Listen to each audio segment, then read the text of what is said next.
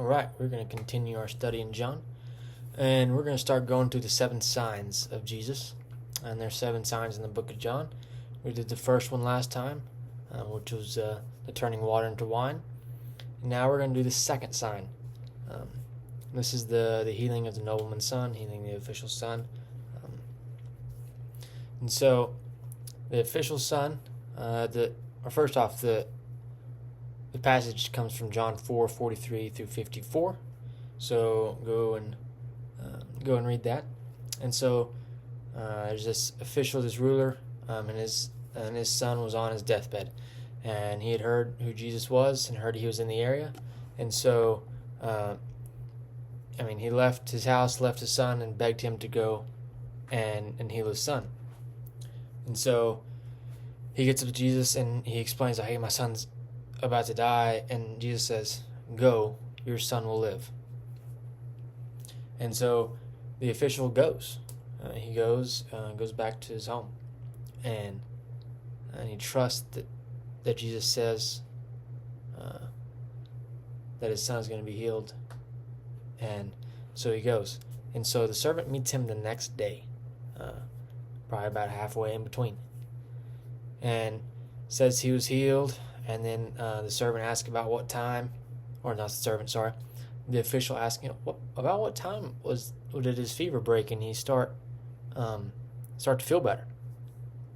And the servant said it was about the same time that Jesus said that his son was going to be healed.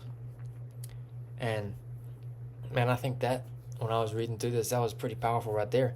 Because the servant meets him the next day. It wasn't just he was going into town, a 5-minute walk. He walked, a day and a half, 2 days, just to see Jesus.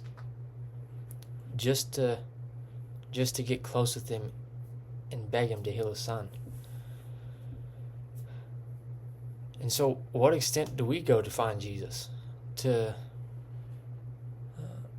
help us out, to be with us during the hard times? What extent do we go? Do we travel 2 days and leave everything else behind? And do we trust him when it's not what we expect? Because the official wanted him to come back. He's like, "Come back and heal him." And Jesus was like, "He's going to be all right. He'll live." And I would be sitting there thinking, well, how do you know? But he trusted him, and he trusted Jesus that he was going to do what he said, and he did. And I think that's something that we can take from this, is that, that we got to put our faith in Jesus. We got to trust him, and that's all we can do. We can't control anything else. Control what you can control, right? And so I just want to give you that encouragement, man. Put your faith in Jesus. Put your trust in Jesus, and let him handle the rest. All right, hope y'all having a good week. We'll see y'all next time.